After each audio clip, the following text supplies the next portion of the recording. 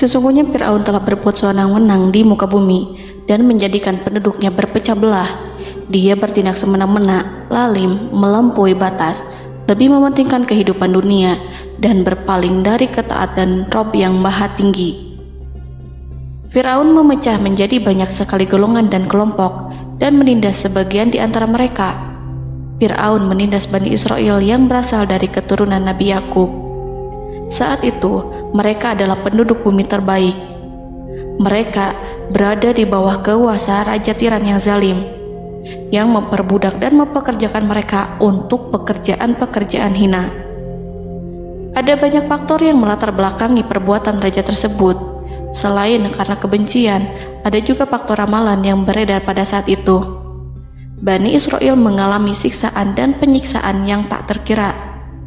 Nabi Musa diutus oleh Allah Subhanahu wa Ta'ala untuk membebaskan Bani Israel dan telah berulang kali memperingatkan Fir'aun agar membebaskan kaumnya. Namun Fir'aun tetap bersikeras dan menolak. Suatu hari Allah Subhanahu wa Ta'ala memerintahkan Nabi Musa untuk kembali kepada Fir'aun dan menunjukkan mukjizat. Di sana Nabi Musa menunjukkan beberapa mukjizat, termasuk mengubah tongkatnya menjadi ular raksasa dan di tangannya mengeluarkan cahaya. Namun Fir'aun tetap ingkar, dan dari situlah awal mula kehancuran Fir'aun dan pengikutnya. Tentang bagaimana detail kisah lengkapnya serta kelanjutan nasib Fir'aun, dari mana awal mula keangkuhan Fir'aun sampai mengakui dirinya sebagai Tuhan, serta dari mana sumber kekayaan Fir'aun yang sampai penasihatnya saja Qorun bisa membangun istana megah, akan dibahas lengkap di sini. Namun sebelum saya melanjutkan kisahnya, dimohon kepada pemirsa untuk menonton video ini sampai selesai, supaya tidak ada kesalahpahaman dalam memahami isi cerita, serta mohon bantu channel ini semakin berkembang dengan cara subscribe dan berikan like serta komen positifnya. Semoga bantuan pemirsa sekalian menjadi amal jariah dan bernilai pahala di sisinya. Bismillahirrahmanirrahim. Fir'aun menguasai seluruh negeri. Seiring dengan makmurnya negeri Mesir, kekuasaan Fir'aun semakin hari semakin bertambah. Fir'aun berkuasa tanpa ada yang berani menentang, dan dia membuat keputusan sesuka hatinya. Bahkan dengan kesombongannya, dia sampai berani mengaku sebagai Tuhan. Gelar Fir'aun Raja Mesir kuno punya pengaruh besar yang diyakini sebagai seorang yang bertanggung jawab untuk melindungi dunia pada saat itu. Fir'aun bukanlah nama seseorang, melainkan sebutan dalam Al-Quran yang merujuk pada seorang Raja Mesir yang sombong, suka menindas, dan sering melampaui batas, yang hidup ketika Nabi Musa alaihi salam bayi sampai dirinya dibinasakan oleh Allah di Laut Merah.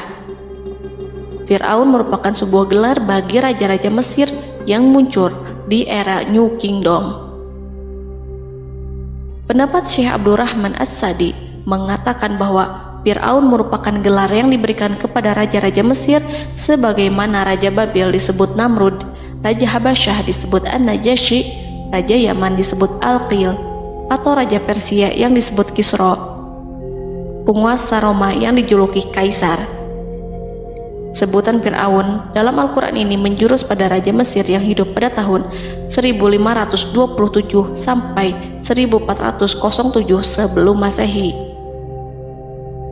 Fir'aun dikhususkan untuk menyebut penguasa Mesir yang membangkang dan tidak beriman kepada Allah Subhanahu wa Ta'ala, sedangkan yang beriman kepadanya dikenal dengan nama Malik, yang saat itu hidup di zaman Nabi Yusuf alaihi salam. Sebagian ahli sejarah mengatakan bahwa penguasa Mesir pada masa Nabi Yusuf disebut Al-Malik atau Raja, tidak disebut Fir'aun, karena kedua penguasa ini berbeda asal daerahnya. Penguasa Mesir pada masa Nabi Yusuf berasal dari Mesir pesisir, sehingga mudah untuk menerima perubahan. Sedangkan Fir'aun pada masa Nabi Musa berasal dari pedalaman Mesir yang mempunyai watak dan karakter keras serta kolot, dan tidak mudah menerima orang-orang di luar kalangan mereka. Dari keterangan di atas dipahami kenapa penguasa Raja Mesir pada masa Nabi Yusuf percaya kepada Nabi Yusuf dan mengikuti agama Nabi Yusuf, yaitu Islam. kemudian diikuti oleh rakyatnya. Sebagian ahli sejarah menyamakan Fir'aun dengan Mas'ab ibnu Royan. Ada pula yang menyatakan bahwa Fir'aun anaknya Walid ibnu Mas'ab ibnu Royan dari salah satu kaum Ad. Para Fir'aun Mesir kuno memperoleh kekayaan dan membangun kerajaan mereka yang megah melalui berbagai sumber. Beberapa sumber utama kekayaan dan pembangunan kerajaan Fir'aun adalah sumber daya alam. Mesir kuno diberkati dengan sumber daya alam yang melimpah, termasuk emas, tembaga, dan batu mulia yang ditambang dari wilayah gurun dan lembah. Sungai Nil juga menyediakan tanah yang subur untuk pertanian yang menjadi dasar ekonomi Mesir kuno. Air yang sangat penting ini memungkinkan kota-kota tumbuh di tengah gurun. Lonjakan air dan nutrisi itu mengubah lembah Nil menjadi tanah pertanian yang produktif. Menurut Organisasi Pangan dan Pertanian PBB, petani Mesir kuno adalah salah satu kelompok pertama yang melakukan pertanian dalam skala besar, menanam tanaman makanan seperti gandum, serta tanaman industri seperti rami untuk membuat pakaian. Sungai Nil mengalir ke utara sejauh 4.160 mil dari timur tengah Afrika ke Laut Tengah, yang memberikan Mesir kuno tanah subur dan air untuk irigasi. Untuk memaksimalkan pemanfaatan air Sungai Nil, petani Mesir kuno mengembangkan sistem irigasi cekungan. Mereka membangun jaringan tanggul berbahan tanah untuk membentuk cekungan. Kemudian mereka menggali saluran untuk mengarahkan air banjir ke dalam cekungan, di mana air akan menggenang selama sebulan hingga tanah jenuh dan siap untuk ditanami. Selain itu, Sungai Nil dapat dimanfaatkan untuk mengangkut material proyek-proyek konstruksi. Untuk mendapatkan manfaat dari Sungai Nil, orang yang tinggal di tepi sungainya harus mencari cara mengatasi banjir tahunan sungai ini. Untuk memprediksi apakah mereka akan menghadapi banjir yang bisa mengakibatkan panen buruk, orang Mesir kuno membangun nilometer atau pilar batu dengan tanda menunjukkan tingkat air. Mereka mengembangkan keterampilan dan teknologi baru dari pertanian hingga pembuatan perahu dan kapal. Sungai Nil juga merupakan rute transportasi penting karena memainkan peran sentral dalam peradaban Mesir kuno. Orang Mesir menjadi ahli dalam membangun perahu dan kapal untuk mengangkut berbagai barang, termasuk ternak, sayuran, ikan, roti, dan kayu. Mesir kuno memiliki perdagangan yang berkembang dengan wilayah Afrika Timur dan Tengah serta Mediterania Timur. Perdagangan ini tidak hanya mencakup barang-barang mewah, tetapi juga bahan pangan dan bahan baku. Fir'aun juga memiliki semua tanah di Mesir dan mengumpulkan pajak dari rakyatnya. Raja Fir'aun juga memperlakukan rakyat dengan kejam tanpa belas kasihan. Ia memeras pajak yang tinggi dan menjadikan kaum Bani Israel sebagai budak kerajaan. Mereka juga menerima upeti dari negara-negara yang dikalahkan atau ingin menjaga hubungan baik dengan Mesir. Bahkan Fir'aun juga memiliki proyek konstruksi untuk membangun struktur megah seperti piramida, kuil, dan monumen yang tidak hanya menunjukkan kekuasaan dan kekayaan mereka, tetapi juga berfungsi sebagai pusat administrasi dan agama. Proyek-proyek ini seringkali menggunakan tenaga kerja dari rakyat yang bekerja selama musim banjir.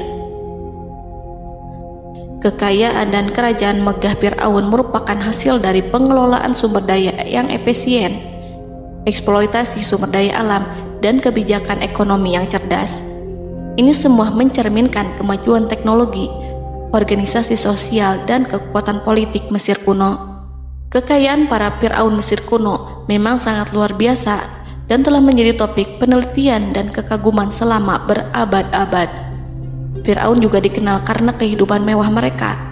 Sebagai penguasa Mesir kuno, Fir'aun hidup dengan kekayaan dan kemewahan yang hampir tak terbayangkan, yang mencerminkan kekuasaan dan status mereka. Mereka menghiasi diri mereka dengan aksesoris yang rumit dan gemerlap, serta mengenakan simbol otoritas dan kekuasaan tradisional. Dan Allah memberikan kepada Fir'aun berupa istidratuhul afiyah, yakni hidup sekian lama tanpa pernah merasakan sakit. Allah Subhanahu wa Ta'ala mengaruniai Fir'aun untuk bisa hidup selama 400 tahun tanpa sakit. Tentu hal tersebut sudah menjadi kehendak Allah Subhanahu wa Ta'ala, maka tidak ada satupun manusia yang bisa menghalangi, bahkan bagi seorang Fir'aun sekalipun yang terkenal dengan kezalimannya. Namun dengan karunia-Nya yang diberikan Allah tersebut bukannya menjadikan Fir'aun sebagai manusia yang bersyukur, tetapi malah membangkitkan kesombongan dan kesesataannya. Dan puncak kesombongan Fir'aun juga dicatat Al-Quran sebagai penguasa tangan besi dan manusia yang pernah mengaku Tuhan. Aku adalah Tuhan kalian yang maha tinggi. Quran Surat An-Najiat ayat 24. Fir'aun hidup selama 446 tahun. Selama hidupnya, Fir'aun memiliki tubuh yang sehat dan bugar tanpa pernah mengalami sakit, meski hanya berupa pusing atau flu sekalipun. Fir'aun bahkan tidak pernah merasakan kelelahan. Fir'aun tidak pernah merasakan perihnya lapar, kerongkongannya tidak pernah tersentuh panasnya dahaga. Seandainya dalam semalam saja Fir'aun dilanda sakit berupa pusing atau demam, maka ia akan sibuk untuk mengurus dirinya sendiri dan tidak berpikiran untuk mengaku bahwa ia adalah Tuhan. Hal ini pun dijelaskan dalam kitab Ihya Ulumuddin Al-Qut Al-Qulub oleh Imam Al-Ghazali. Sesungguhnya yang menyebabkan Fir'aun sampai berani mengatakan, "Aku adalah Tuhan kalian yang maha tinggi," hal ini disebabkan karena ia mengalami masa sehat dalam hidupnya yang begitu lama. Kekejaman Raja Fir'aun diikuti dengan kesombongannya. Ia enggan bersyukur atas kemakmuran yang dianugerahkan Allah Subhanahu wa Ta'ala. Ia justru menjadikan negeri Mesir penuh dengan kemusyrikan. Sungguh, dia Fir'aun termasuk orang-orang yang berbuat kerusakan, dan kami hendak memberi karunia kepada orang-orang tertindas di bumi, dan hendak menjadikan mereka pemimpin dan menjadikan mereka orang-orang yang mewarisi bumi. Dan kami teguhkan kedudukan mereka di bumi, dan kami perlihatkan kepada Fir'aun dan Haman bersama bala tentaranya apa yang selalu mereka takutkan dari mereka. Surat Al-Qasas ayat 1-6. Haman yang merupakan penasihat dan sekaligus pelaksana proyek pembangunan menara untuk Fir'aun yang ikut berkontribusi dalam kesesatan Fir'aun, dan dia juga yang menjadi aktor utama atas kezaliman Fir'aun yang nantinya memberikan nasihat kepada Fir'aun dan mendorongnya untuk menolak ajaran Nabi Musa alaihi salam. Faktor yang mendorong Fir'aun melakukan tindakan keji ini adalah Bani Israel yang mempelajari suatu hal yang mereka riwayatkan dari Ibrahim, bahwa suatu saat nanti akan lahir seorang anak Bani Israel yang akan menghancurkan kekuasaan Raja Mesir.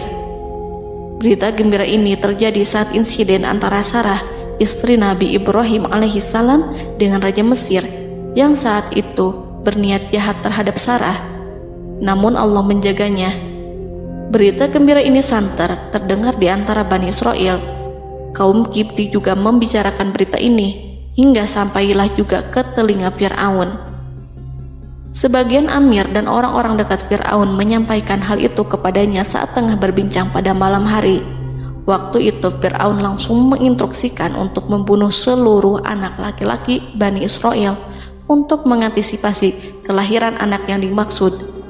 Tapi apa boleh buat, kewaspadaan sama sekali tidak bisa menghindari takdir.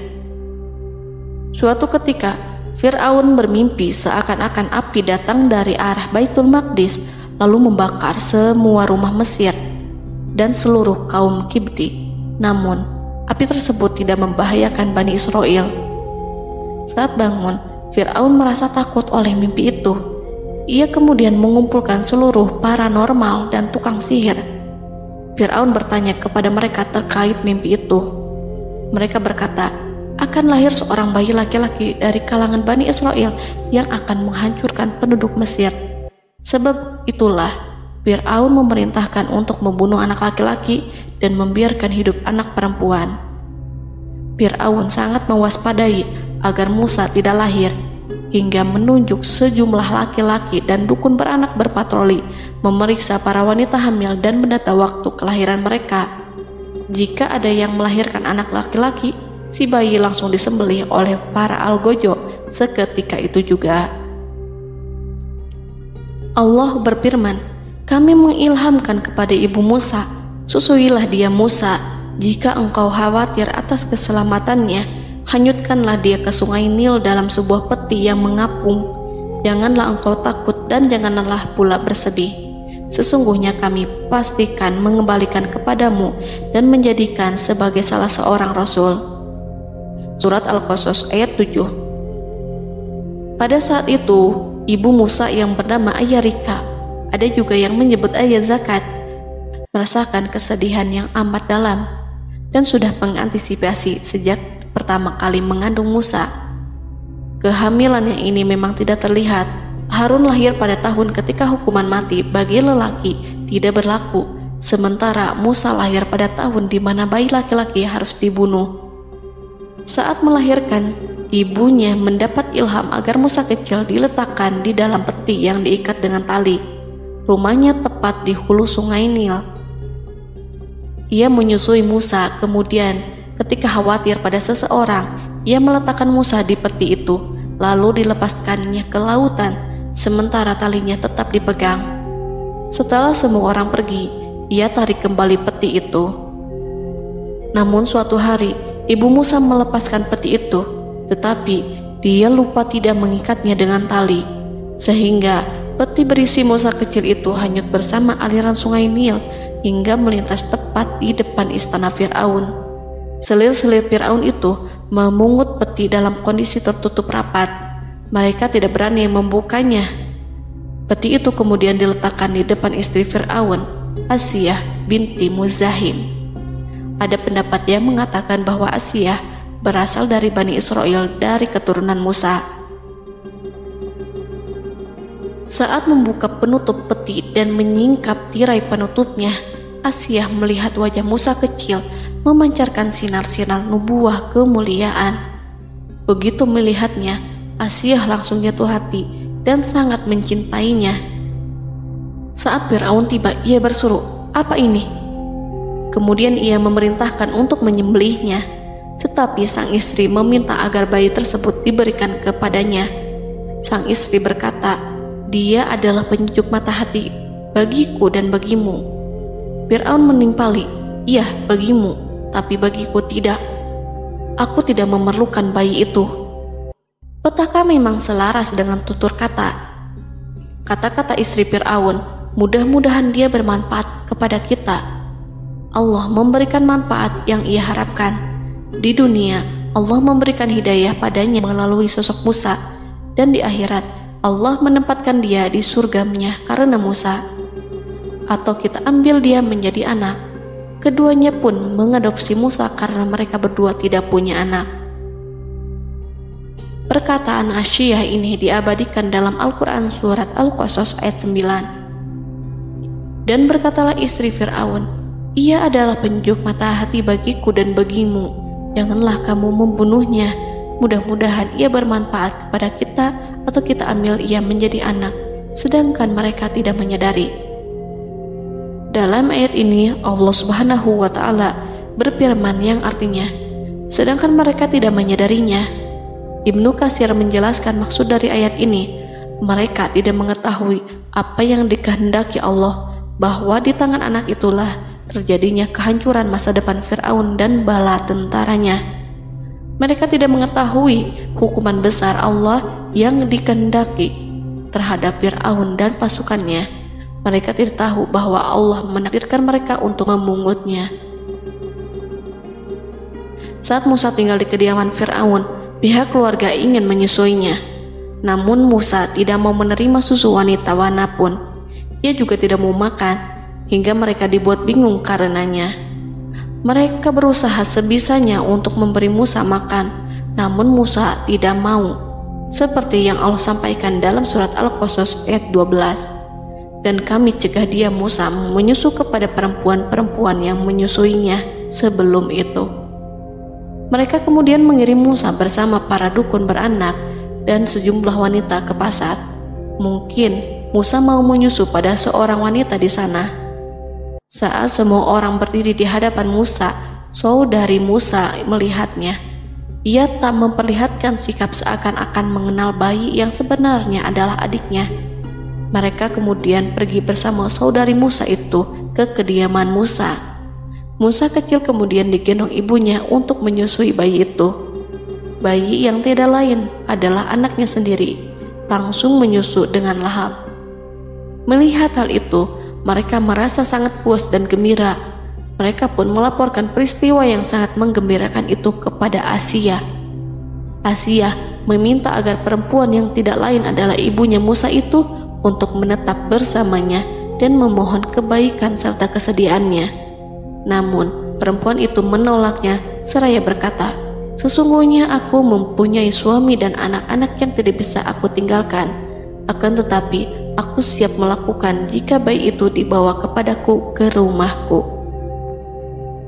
Akhirnya Asia mengutus ajudan kerajaan untuk menyerahkan bayi itu kepada ibunya Musa untuk disusui secara rutin.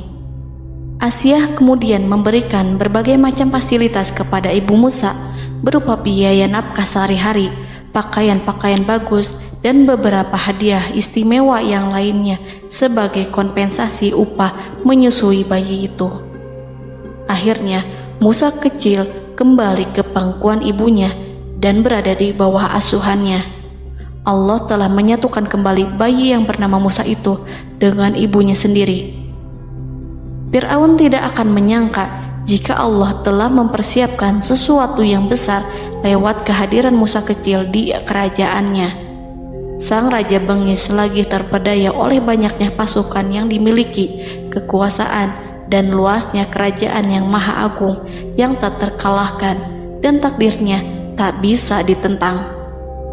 Allah telah memutuskan bahwa bayi itu yang dia dan pengikutnya waspadai keberadaannya itu hingga dengan bengis membunuh banyak sekali nyawa yang tak terhitung jumlahnya. Padahal anak tersebut justru tumbuh dewasa di kediamannya, di atas kasurnya, memakan makanannya dan meminum yang ada di rumahnya. Fir'aun sendiri justru mengadopsi dan merawat serta mengasuhnya tanpa menyadari rahasia besar di balik itu. Anak itu yang membuatnya binasa di dunia dan akhirat karena menentang kebenaran yang nyata yang ia sampaikan kepadanya.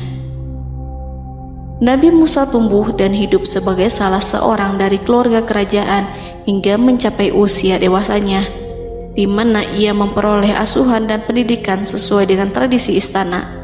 Allah Subhanahu wa Ta'ala mengaruniakannya hikmah dan pengetahuan sebagai persiapan tugas kenabian dan risalah yang diwahyukan kepadanya. Musa tumbuh menjadi seorang pemuda yang mempunyai fisik dan akhlak yang kuat. Allah anugerahkan kepada Musa kesempurnaan tubuh dan kekuatan jasmani. Musa juga menyadari bahwa dia hanyalah anak angkat, tidak setetes pun darah Fir'aun mengalir padanya, dan bahwa ia keturunan Bani Israel yang ditindas dan diperlakukan sewenang-wenang oleh Fir'aun dan kaumnya.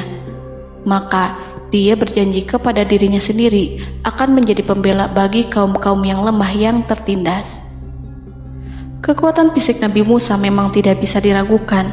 Itu terbukti pada saat Nabi Musa mampu mengangkat batu penutup sumur seorang diri, padahal batu itu hanya bisa diangkat oleh 10 orang laki-laki. Peristiwa kedua saat perkelahian antara Bani Israel dan orang Kipti atau kaumnya Fir'aun, suku asli Mesir. Saat orang Israel meminta pertolongan kepada Musa untuk mengalahkan orang Kipti, Musa menghampiri orang Kipti tersebut. Dengan tangan terkepal, Musa meninju orang Kipti dan matilah musuhnya itu. Orang Kipti hanya mati karena pukulan itu. Musa tidak sengaja dan tidak bermaksud untuk membunuh orang Kipti. Musa hanya berniat membuatnya jera. Dan karena peristiwa itulah Nabi Musa pergi meninggalkan Mesir karena Musa takut terhadap Fir'aun dan tentaranya yang akan membunuhnya. Karena jika mereka tahu bahwa Musa membunuh orang Kipti demi membela salah seorang Bani Israel, akan membuat Fir'aun dan pengikutnya mencurigai bahwa Musa memang berasal dari Bani Israel, dan pada akhirnya akan memicu sebuah permasalahan besar. Dan pada waktu yang sudah ditentukan oleh Allah, sekitar 10 tahun Nabi Musa meninggalkan Mesir. Pada akhirnya Allah mengamanahkan dia sebagai seorang rasul. Allah anugerahkan kepadanya hikmah kenabian dan pengetahuan di usia 40 tahun. Allah perintahkan Musa kembali ke Mesir untuk menghadapi Fir'aun dan mengajak dia mengakui Tuhan semesta alam. Tugas ini penuh dengan bahaya, mungkin bisa membuat Musa kehilangan nyawa, tetapi menuruti perintah Allah itu mutlak baginya. Ditemani oleh saudaranya Harun untuk membantunya membenarkan perkataannya. Lidah Musa cedal karena bara api yang pernah diletakkan di lidahnya saat Fir'aun hendak menguji akalnya setelah menarik jingat Fir'aun hingga berdarah. Fir'aun bermaksud untuk membunuhnya. Asyah mengkhawatirkan Musa lalu berkata, dia masih kecil. Fir'aun kemudian menguji Musa dengan meletakkan buah dan bara api di hadapannya. Musa kecil hendak bermaksud meraih buah-buahan, tetapi tangannya dialihkan oleh malaikat. Lalu Musa mengambil bara api dan ia letakkan di lidahnya. Lidahnya cedal karena bara api ini. Musa meminta kepada Allah agar kekakuan yang ada di lidahnya dihilangkan sebagian, sebatas agar kata-katanya bisa dipahami, dan tidak meminta untuk dihilangkan secara total, karena para rasul hanya meminta sebatas yang diperlukan. Pergilah kamu kepada Fir'aun, karena dia benar-benar telah melampaui batas, maka berbicaralah kamu berdua kepadanya dengan kata-kata yang lemah lembut. Mudah-mudahan dia sadar atau takut. Quran Surat Toha ayat 42-43. Ini merupakan sifat santun dan kasih sayang serta rahmat Allah terhadap makhluknya, meski Allah mengetahui kekafiran dan kesewenang-wenangan dan kesombongan Fir'aun. Bersama Harun, Musa mendatangi Fir'aun setelah menemui beberapa rintangan yang lazim ketika akan menemui raja pada waktu itu. Pertemuan Musa dan Harun juga dihadiri oleh beberapa anggota pemerintahan dan penasihat. Bertanyalah Fir'aun kepada mereka berdua, siapakah kalian berdua ini? Musa menjawab, kami Musa dan Harun adalah pesuruh Allah agar kamu membebaskan Bani Israel dari perbudakan dan penindasanmu dan menyerahkan mereka kepada kami agar mereka menyembah kepada Allah dengan leluasa dan menghindari siksaanmu. Fir'aun segera mengenal Musa dan berkata kepadanya, bukankah engkau Musa yang sudah kami asuh sejak bayimu dan kami asuh dalam istana sampai usia remajamu dan mendapat pendidikan serta pengajaran yang menjadikan engkau pandai? Dan bukankah engkau yang melakukan pembunuhan terhadap diri daripada seorang dari golongan kami? Sudahkah engkau lupa terhadap itu semua dan tak ingat akan jasa kami kepadamu? Musa menjawab, bahwasannya engkau telah mengurus aku sejak kecil. Itu bukanlah jasa yang dapat kamu banggakan, karena jatuhnya aku pada tanganmu akibat dari kekejaman dan kezalimanmu tatkala engkau memerintah agar orang-orangmu menyembelih setiap bayi laki-laki yang lahir, sehingga ibuku membiarkanku mengapung di sungai Nil dan aku dipungut oleh istrimu, sehingga selamatlah aku dari pengejaranmu dan penyembelihanmu. Dan kebaikan yang engkau sebutkan itu sebanding dengan perlakuanmu terhadap sebuah suku bangsa besar, yaitu Bani Israel secara keseluruhan, karena engkau telah menindas dan menjadikan mereka budak-budak untuk melayanimu. Dan mengenai pembunuhan itu merupakan kehilafanku, lalu aku lari darimu karena aku takut kepadamu. Namun peristiwa itu merupakan rahmat dan hikmah yang terselubung bagiku, sebab dalam perantauanku setelah aku melarikan diri dari negerimu ini, Allah Subhanahu wa Ta'ala mengaruniakanku dengan hikmah ilmu dan mengutus aku sebagai rasul.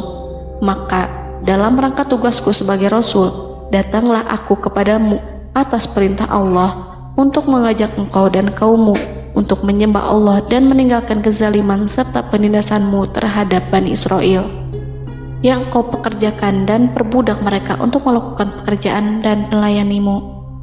Fir'aun bertanya, siapakah Tuhan yang engkau sebut-sebut itu, hai Musa?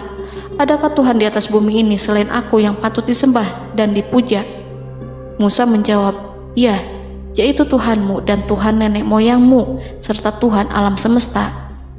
Fir'aun bertanya, siapakah Tuhan alam semesta itu? Musa menjawab, ialah Tuhan langit dan bumi, dan segala yang ada di langit dan di bumi. Berkatalah Fir'aun kepada para penasehatnya dan para pembesarnya, sesungguhnya Rasul yang diutus kepada kamu ini adalah seorang yang gila. Kemudian ia balik bertanya kepada Harun dan Musa, siapakah Tuhan kamu berdua? Akulah Tuhanmu yang paling tinggi.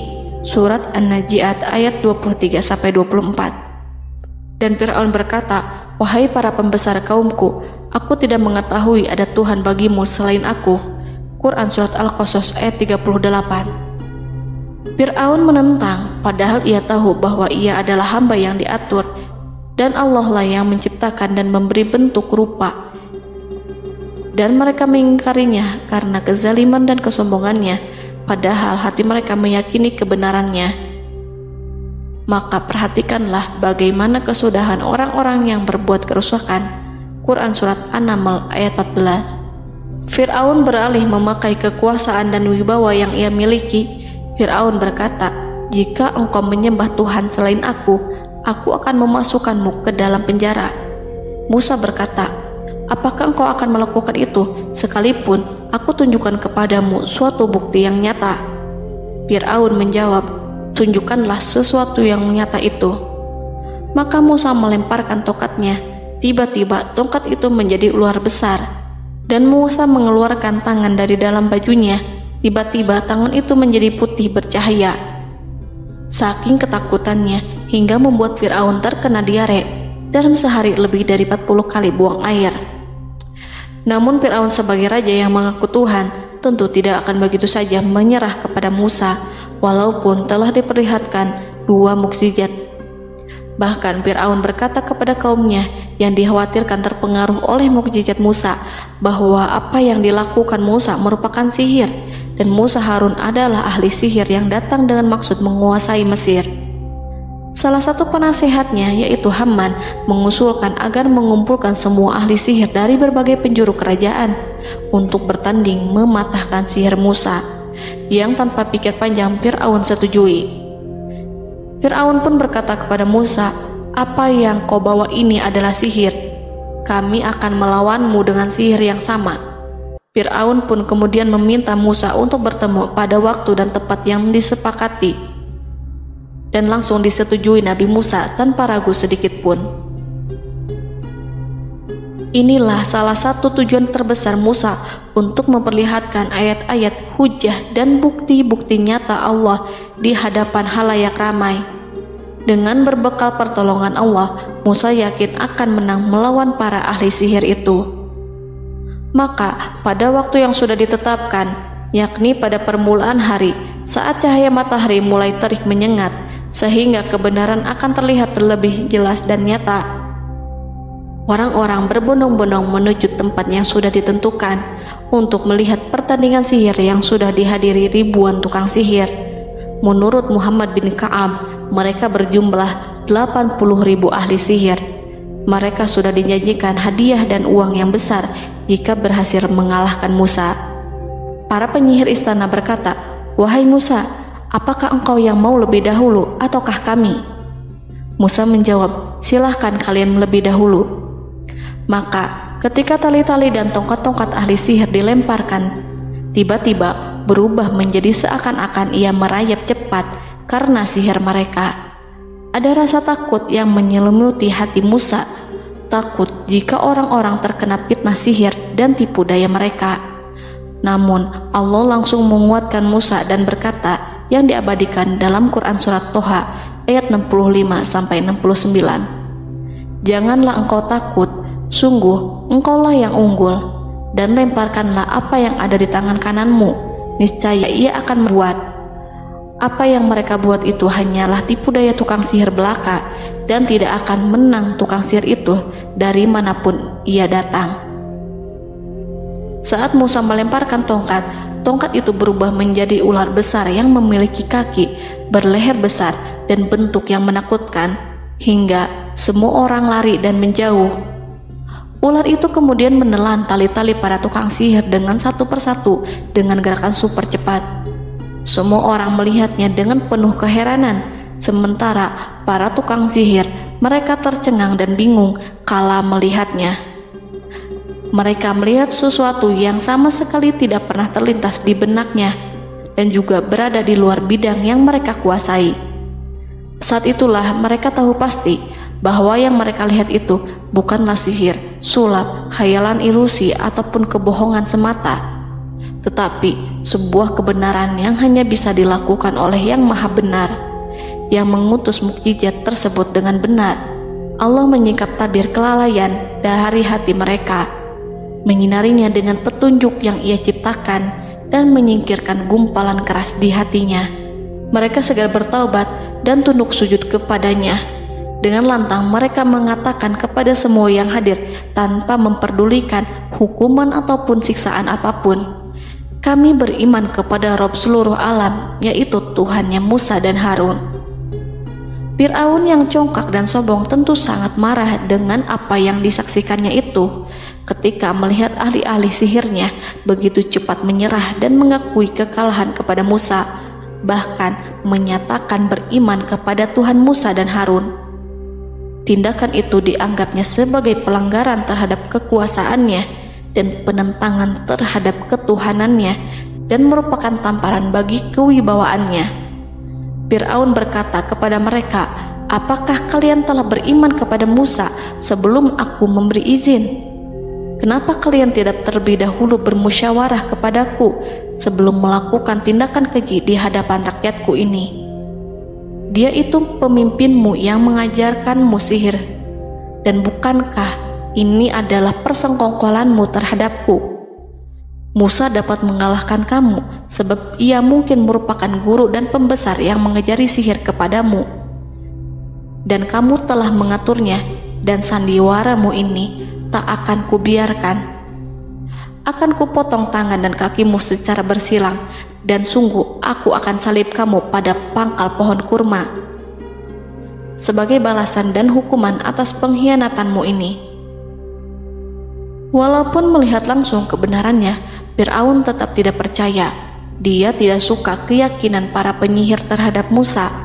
Para penyihir itu yang telah mengakui keimanan mereka kepada Allah tak merasa gentar ataupun takut, karena ketika para tukang sihir itu sujud, mereka melihat rumah dan istana-istana di surga yang telah dipersiapkan untuk mereka.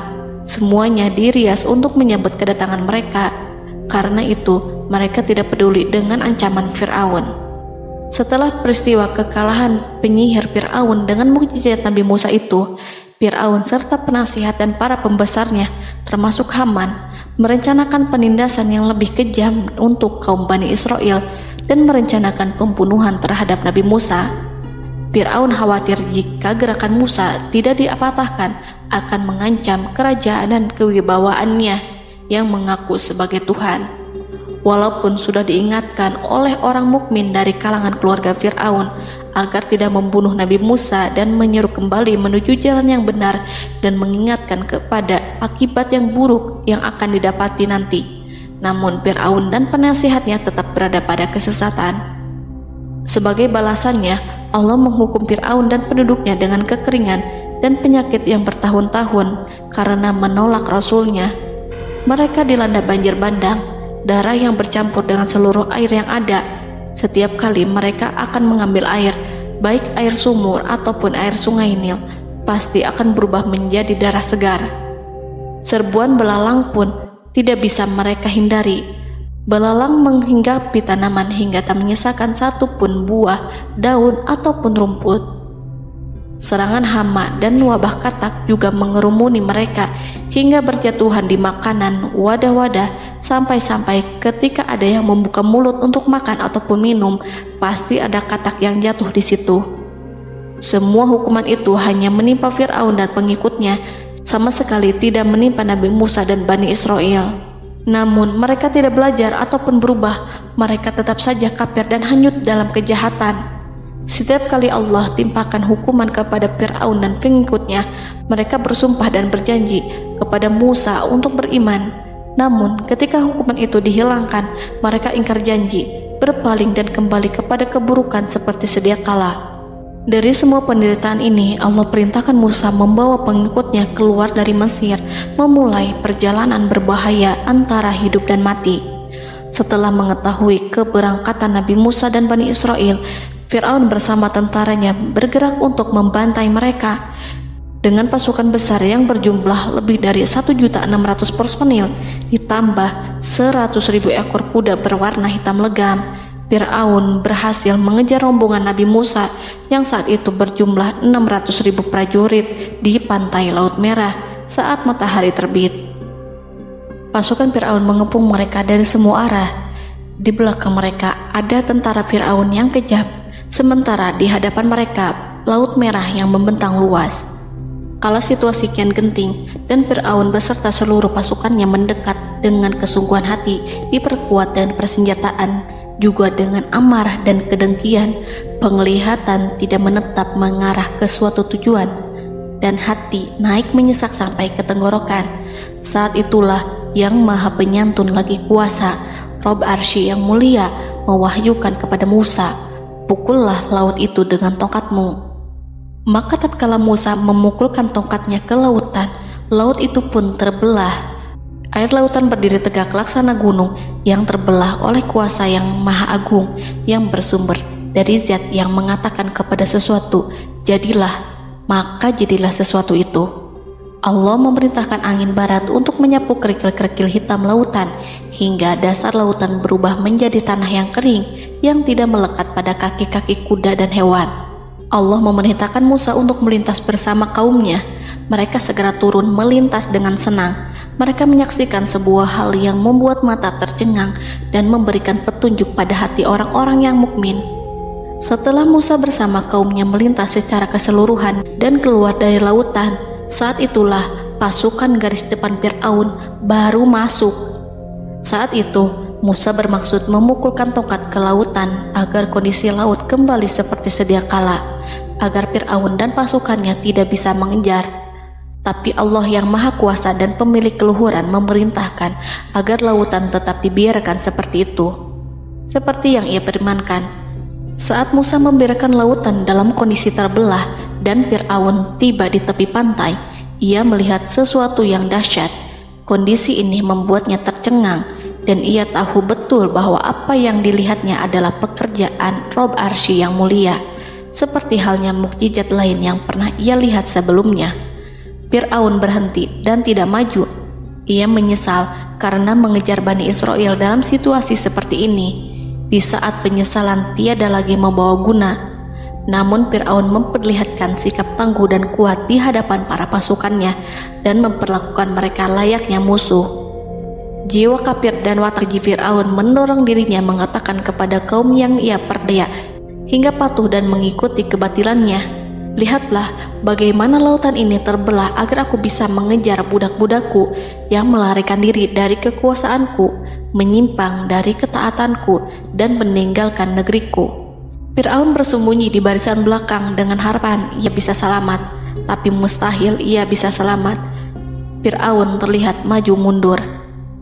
Dan pada kesempatan itu, Jibril menampakkan diri dalam wujud seorang penunggang kuda perawan, lalu melintas di hadapan kuda jantan yang ditunggangi oleh Fir'aun. Kuda yang ditunggangi Fir'aun meringik menghampiri kuda yang ditunggangi Jibril. Fir'aun kemudian masuk ke dalam lautan hingga mendahului kuda dengan tangkas dan cepat. Fir'aun tidak menghindari mara bahaya dari dirinya ataupun mendatangkan manfaat. Mereka segera menyusul hingga semuanya berada di lautan. Setelah bagian depan hendak mencapai tepi, Allah memerintahkan Musa melalui wahyu untuk memukul lautan dengan tongkat. Musa memukul lautan dengan tongkat. Lautan kembali menyatu seperti sedia kala dan menenggelamkan mereka semua. Tak seorang pun yang selamat. Allah menggambarkan tentang bagaimana Fir'aun didengkot orang-orang kafir Kipti tenggelam. Gelombang besar sesekali turun dan sesekali naik membawa Fir'aun.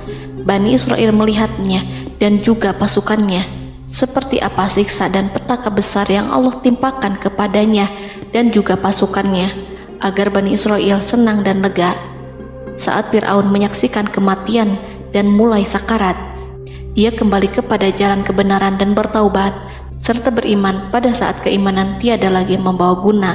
Seperti yang Allah sampaikan dalam ayat yang lain, sesungguhnya orang-orang yang dipastikan mendapat ketetapan Rabb-Mu tidaklah akan beriman meskipun mereka mendapat tanda-tanda kebesaran Allah hingga mereka menyaksikan azab yang pedih.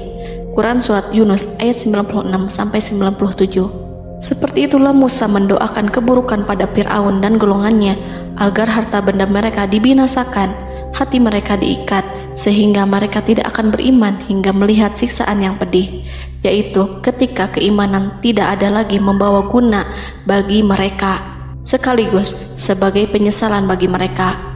Allah berfirman kepada Musa dan Harun saat keduanya mengucapkan doa tersebut, sungguh telah diperkenankan permohonan kamu berdua.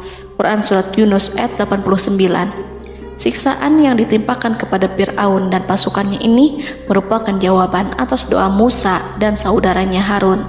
Dalam hadis riwayat Imam Ahmad, Rasulullah Shallallahu Alaihi Wasallam bersabda, saat Fir'aun berkata, aku percaya bahwa tidak ada Tuhan melainkan Rabb yang dipercaya Bani Israel, Jibril berkata kepadaku, wahai Muhammad, andai kau melihatku saat mengambil pasir lautan, lalu aku sumpalkan ke mulutnya karena khawatir jika rahmat menghampirinya. Ibnu Abbas dan lainnya mengatakan, sebagian Bani Israel meragukan kematian Fir'aun, bahkan ada yang menyatakan bahwa Fir'aun tidak mati.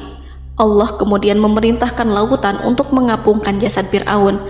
Maka pada hari ini kami selamatkan jasadmu, yaitu dengan mengenakan baju perang yang dengannya kau dikenali, agar engkau dapat menjadi pelajaran bagi orang-orang yang datang setelahmu, yaitu agar kau menjadi bukti bagi Bani Israel atas kekuasaan Allah yang membinasakan Fir'aun. Karena itu, sebagian salaf membaca, kemungkinan yang dimaksud adalah kami menyelamatkan jasadmu beserta baju perangmu agar kau menjadi pelajaran bagi orang-orang setelahmu dari kalangan Bani Israel, dan mereka tahu bahwa kau telah binasa.